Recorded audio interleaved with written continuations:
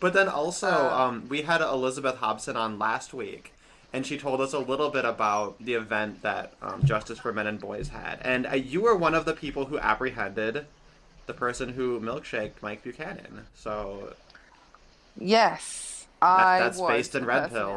That's apprehended. pretty awesome. And it looks Thank you like you very guys much. have like pictures of the person too. Like you guys did a really good job. Just Would you like me to tell you what happened from my perspective? yes. Okay, so Mike Buchanan organised this event at Cambridge University, this talk with him and Elizabeth Hobson, and I turned up about 3 o'clock because they were in the pub beforehand, and he had publicised on his blog that he was going to be in this pub, that any supporters could meet him prior to the event in this pub. So, anyone who was any protesters or milkshakers would know where he's going to be. And apparently, when I got there, um, I'd only been there about 5-10 minutes, but apparently before I got there, the assailants and the journalist who took the picture had been sort of scoping the area out because Elizabeth saw them walking around, looking around. So it was planned in advance. It wasn't spontaneous. And so I actually brought my baby because I had a babysitter. Babysitter fell through last minute, and I remember talking to Elizabeth on Facebook saying, I have to bring my baby. I'm not sure this is a good idea. And she was like, yeah, I'll be all right. And I was like, okay.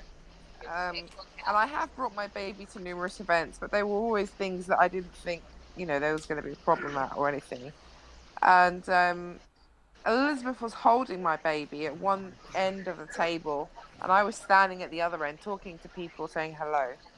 And then the two milkshake assailants turned up, and one of them was a skinny, petite, vegan looking woman, and the other one was this guy who, I kid you not, looks like your stereotypical kind of Socialist Workers' Party Che Guevara lookalike. Seriously, I wish I got a picture of him because he's just such a stereotype. Um, and um, and then also there was a journalist who took the action shot of the milkshake going over Mike. So they turned up. The woman kind of like went over my head. She was right next to me so she sort of threw the milkshake over me, and then the other guy threw the milkshake in a different direction, which kind of went on me, but kind of didn't, and definitely went over Mike, and it went over someone else, a few other people, and then the journalist got the action shot, and for a moment, I had no idea what was going on. I was like, "What? What's this? What's going on?" And then I saw Tom, this camera guy, basically Tom always does like filming and editing for everyone. He turned up and he was there and he started chasing after them as they ran off, and then he fell over onto the ground, and because he has a bad back, and so he started running out of anger, but he fell to the ground, and I sort of I went after him because I was kind of in my head. I was thinking, oh, what's going on? Like, what's Tom trying to do? You know, surely he's not going to chase them. And then when he attempted to chase them and fell down, I got really angry that he'd fallen over, and that's kind of what spurred me to just go, oh fuck it, I'm just gonna run after them because I just thought I could take her. I could probably catch up with her. So You um wanna finish what he started.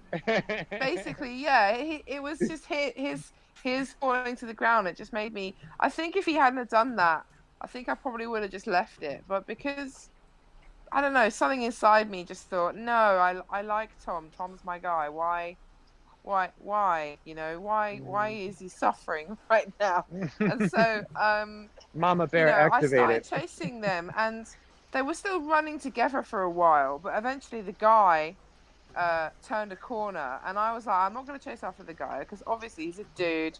That's not smart. But I knew that if I caught up with the female, I would be able to apprehend her because she was just small and petite and vegan looking, and I mean, she had a really good run on me. She had a very good distance in front of me, and as I was running, I was thinking, "Fucking hell, really? Am I really doing this?" And then I started to gain speed, and I was catching up with her, and she started to panic.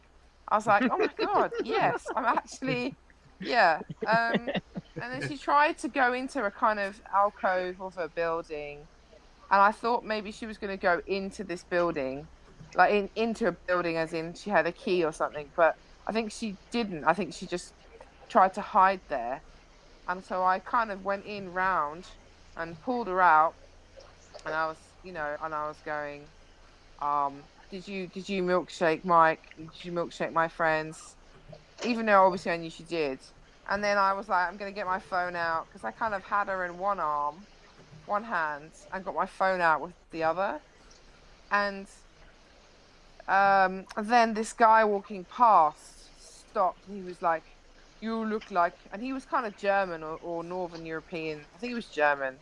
He had an accent, and he was like, "You look like you're going to assault her. Stop assaulting her." And I was like, "I'm not assaulting her. I'm apprehending her. I'm holding her. I'm going to call the police. You need to call the police." And I was so out of breath and full of adrenaline and anger that I was just like, can you just call the police? Can you just call the police? And he was just kind of ignoring me because he was taking her side and saying that I was trying to assault her, and I wasn't. I was literally had her by the arm when Did she she kind of say anything? well, she was just going, "Let go of me. She's attacking me," like that kind of Okay. thing. Ow, you're hurting me. And but then she kind of didn't after I said she's just assaulted me and my friends. She kind of didn't say anything after that. Not really, but what she did say was, and if you've seen the video by now, you probably have. Um, she said to the guy, "Thank you, sir." To the guy that the white knight that basically came to intervene. Um, He and was he a was just military agent well, or he some he type of was intelligence agent. Because that well, was all a coordinated effort. I mean, the fact that they had a journalist there ready to capture it, that was all a coordinated effort. He How was how well, the fucking. serious journalist. are you? How serious are you? No, the journalist 100% was aiding and abetting and probably part of organizing that crime. 100%. Like I've made that accusation public. I am not. I don't think there's any evidence to say, that isn't true. He knew it was going to happen. He either helped them organize it or they told him to come, and he didn't do anything about it in advance. He is an accomplice. He is guilty, that journalist. Because when I apprehended the girl, and this random guy intervened, um, a- about a few minutes later, Jordan and another guy who's a supporter of Mike turned up, and then also two other guys who are kind of supporters of the milkshakers. They turned up, and then also eventually this professor of philosophy called Martin. I get his surname in a minute for you, but his name is Martin. He turned up, and also university security turned up. So there was a bunch of us waiting there. I had hold of her bra strap for a while, but eventually, when the university security turned up, they made me let go of her on the condition that they would stand with her and hold her and not let her leave. So Wow. yeah, and we waited there for a while, um, and I got a whole bunch, I got all of it on film, and I had ended up having a kind of conversation with her, and she refused to answer most questions. She just tried to interview me. But then her and Jordan ended up having a kind of debate about abortion. Um, and this professor who turned up, he was the most hostile, and he was fucking annoying. I said to Hmm. him, I was like, "You look like a member of staff," and he goes, "Yes, I'm a professor in philosophy." And I was like, "So why are you here? There's security here. This other guy intervened. Why are you here?" And he was like, I'm just here to make sure that she doesn't get attacked and doesn't get assaulted. And I was like, well, who by? And he's like, well, by you or by other people with you. And I was like, why would we assault her? She's assaulted us. We just want to make sure that where she doesn't run away, so that when the police get here, they can arrest her. And he was just like, and then he just refused to talk to us. Sounds like he was in on it. Yeah, He was completely in on it. Intelligence, yeah. Well, and then 'Cause what also happened that later- professor, I think, wasn't Elizabeth saying that he was also really shady. Oh, he was, because later on, after waiting for a while, we were there for almost an hour, I'd say. Or maybe we were there for half an hour and then we moved somewhere else for another half an hour. He started texting on his phone, and I instantly knew that he was texting someone involved. Mm-hmm. And suddenly, a few minutes later, the other guy, the Che Guevara guy, turned up and then pulled the girl, and they started to try and run away. And this university security did nothing. And because they're not cops. exactly. And so they started to run away, and we followed them, and they ran into their student halls, basically into university grounds, and we couldn't get in because we don't have university ID. And but like Fascist it was just institution. exactly, and it was very obvious that the professor had been texting the other guy who was also the assailant, to come and get his woman. Wow, so that actually implicates that university in this whole thing as well. Yeah, it does, in my mind.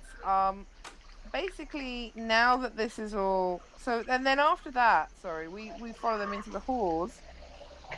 There was another group of students turned up. One of them started like whispering to the guys as they were going into the halls, and so I instantly knew they were in on it too. And they were just sort of hanging out outside or WhatsApping constantly, looking at us weird. So I just decided, we were trying to work out whether we should stay there and wait for the police or not, because they were obviously not going to turn up. We weren't sure. And so I just decided to start like talking to them and hanging out next to them. And again, they were just a bunch of stereotypes. It was just really kind of depressing, really. At least kind of, I'd like to meet one that wasn't just your typical SJW, because like this one girl, the main organizer of the protest, she had pink hair, she had purple eyebrows, painted on her eyebrows, she had a nose ring, and she had on Ivy Park vest, and it was like a low cut vest, and you could see that she or he or them, as she was saying she'd like to be known as had her breast cut off. Oh my god. God. Yeah. Oh my God. I hate she was a the- transgender. well, yeah, but it's so messed up when the transgender non-binaries actually start mutilating themselves. Like, that's when you have to actually start like wondering what childhood abuse they suffered to have body dysphoria, where they hate their bodies, and I know. they take it out on their gender identity, but it's like misplaced, and no one's gonna help them get it right. It's fucked. Yeah, in reality, I was really disturbed just looking at it, to be honest.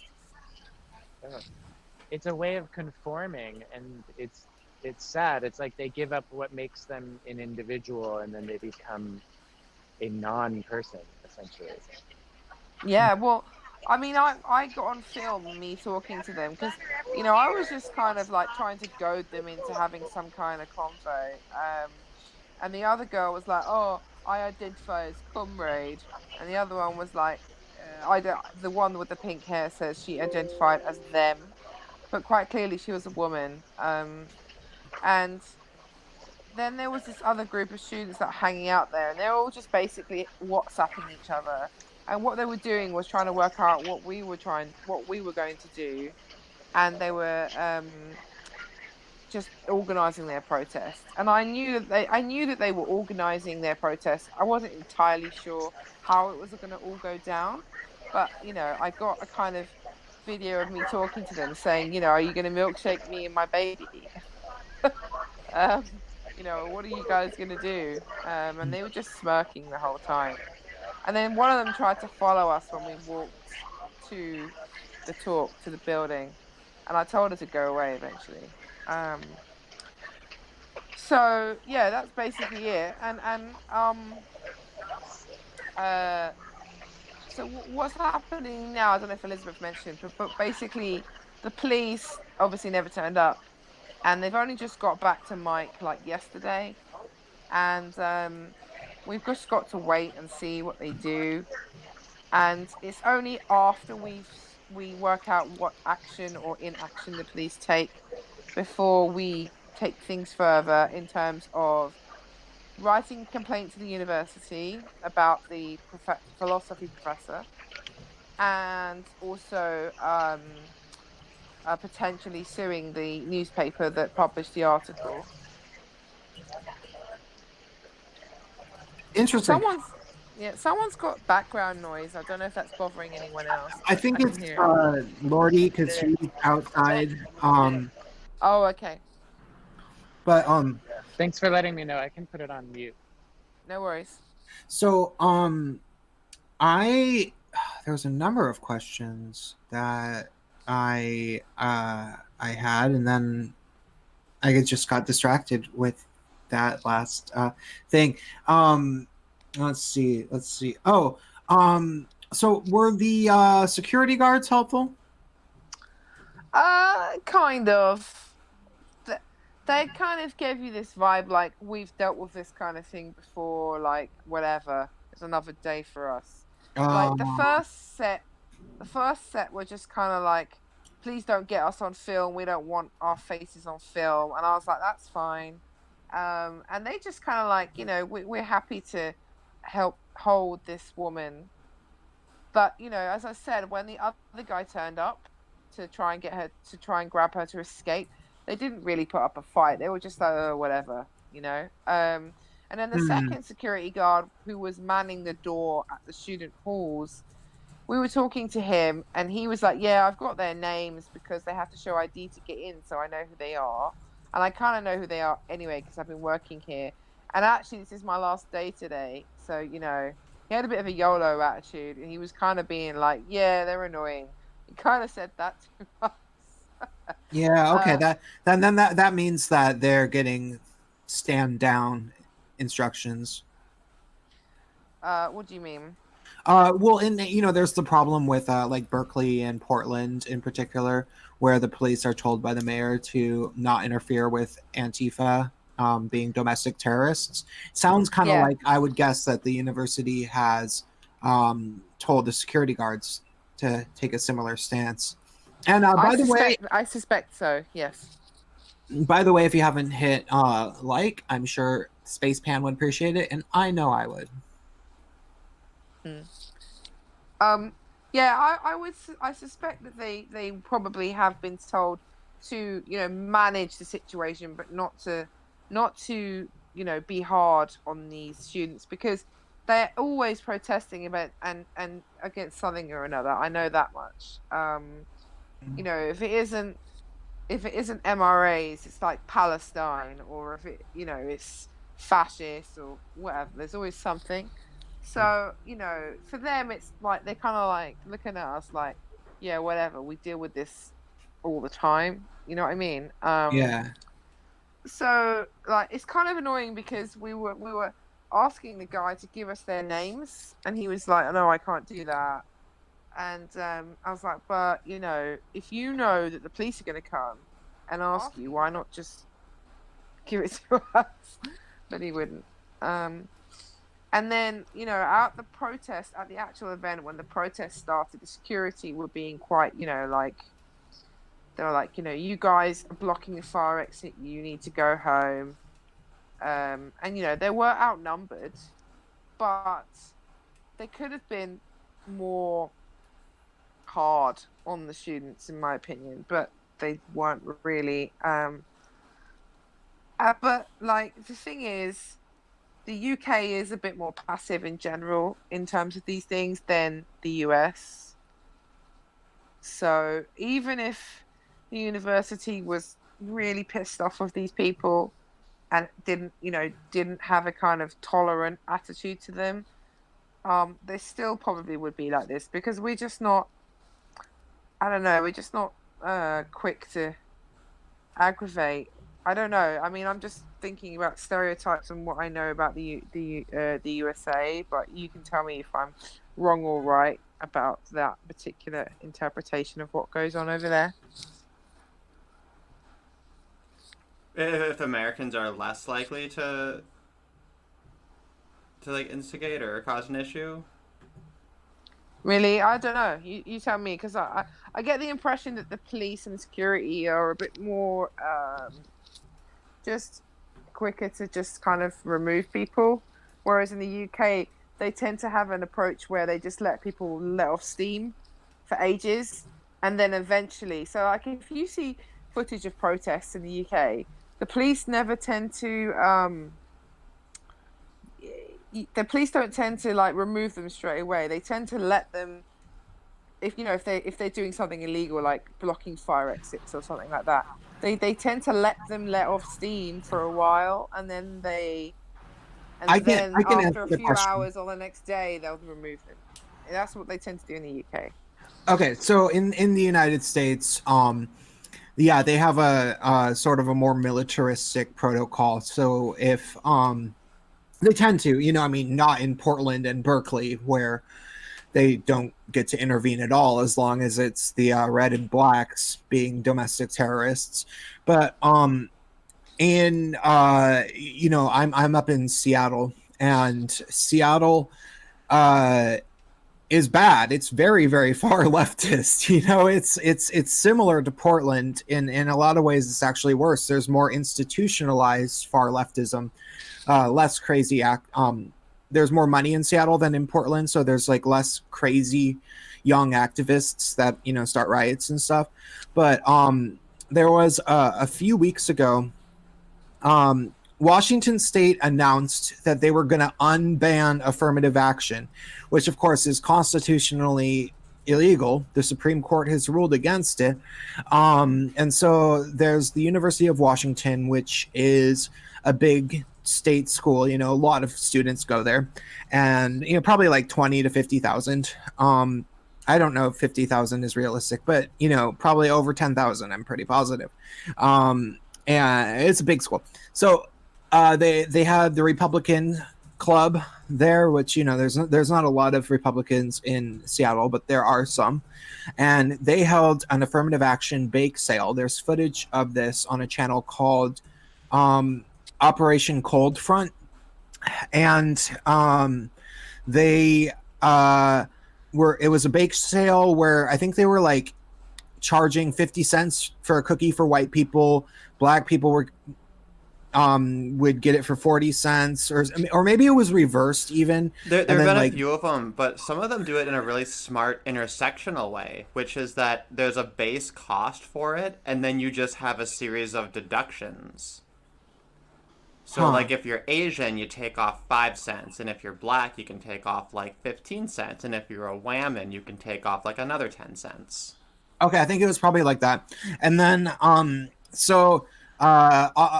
in Seattle, which is funny because, there was all these racial minorities who were there, and they were, and also, those crazy white women that get so passionate, the Daenerys Targaryens of the crowd. And they were also upset and everything, but it was permitted, so there was, I think, even police officers there. They had asked for a permit with the university, which means that they are allowed to sit out there in the courtyard doing that. So when one young woman decided that she was going to like hit the tray out of their hands, she was promptly handcuffed. And if the police are going to be doing their jobs, they are not going to fuck around. And that's what it's generally like in the United States. Like, if the police are going to arrest you, just let it happen and tell your friends not to do anything about it. It's not a good idea. So. Yeah. Well, yeah, that's what I'm saying. I get the impression that when my baby's awake. Hang on. I didn't get to put him in his cot tonight, so He's next to me. Mm. Hey, bud. Yeah, I hope the baby's feeling better. I know you said last night they woke up with a fever. Yeah, he had a bit of a fever for about 3 hours, and then he was all right. I think he's got a small, like a kind of. I don't know if you know what I mean by getting a cold in the summer when the weather changes. He's kind of got that. Anyway, let me just hang on. Yeah, so did you have any other questions about what happened or anything? Quickly. I mean, to be perfectly honest, I bet you're sick of telling this story over and over, and I think that the audience will have gotten what they need. Yeah, it's So- interesting though to have the story from like two different kind of POVs now, but Hey, Natty, I'm gonna mute you while you're baby, and unmute yourself when Oh, you think it's fine. He is stopped now. Sorry. Yeah, go on. Oh, okay. So, I think it might be good to segue into just more general topics. there was So- something kind of interesting that someone in the live chat had mentioned, and I put it up.